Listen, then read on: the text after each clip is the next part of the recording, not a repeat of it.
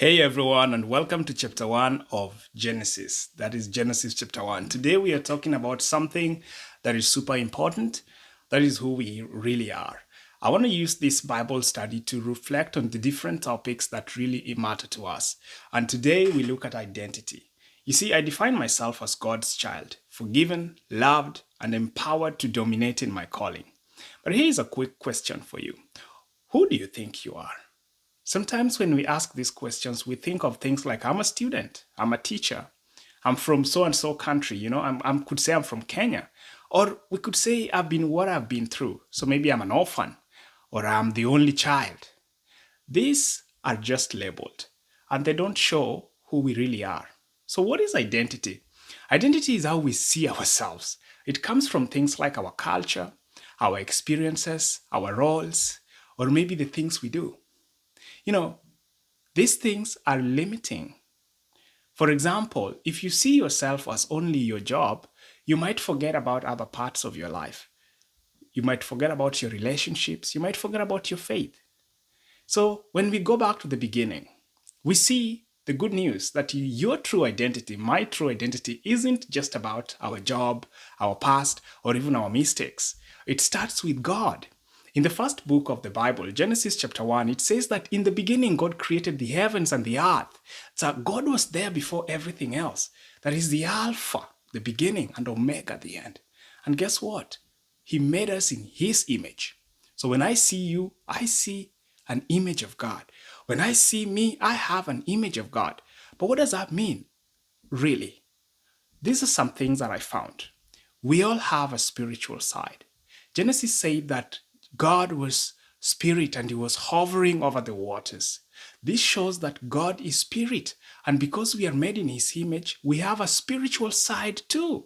So it's not just about what we see on the outside, like our clothes, how we look. There is more to us, our heart, our mind, our soul.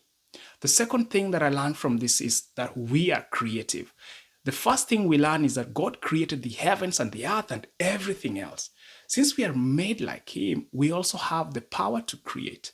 Maybe it's creating ideas, solving problems, or even just making someone smile, right? We are creative. And the other thing is we can bring light. The Bible says that the earth was formless and empty and dark. But what did God do? He said, let there be light. Light is like truth, the truth of who you are. When we know the truth, it brings hope, it brings motivation, it brings direction, and it brings groundedness. So let's pause for a moment. Take a deep breath and think about this. What false identities do you need to let go of? Maybe it's feeling like you are only as good as your job, or perhaps you believing that your past defines you, or thinking you're not good enough, or thinking that you are the center of the world and everything else. People think that everything else revolves around them. Let go of all these old labels and instead ask God to show you the truth of who you are. So, what are the steps we can take today? First thing is read Genesis chapter 1. And as you read, pay attention to how God created, how He calls everything good, and set an intention for your day. When you set an intention, you set a focus for how you want to take your attention in the day. For example, you could set an intention to be kind, to be helpful, to create something, to create a video today. And at the end of the day, end with gratitude. You see, before bed, thank God for one good thing, for how He helped you to do the things you did today.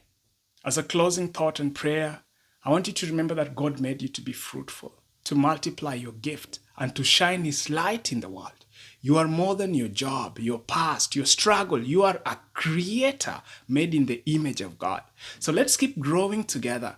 If you haven't joined, join the Next Step Network and don't forget to share your thoughts and reflections in the group. See you tomorrow, guys. Bye, friends.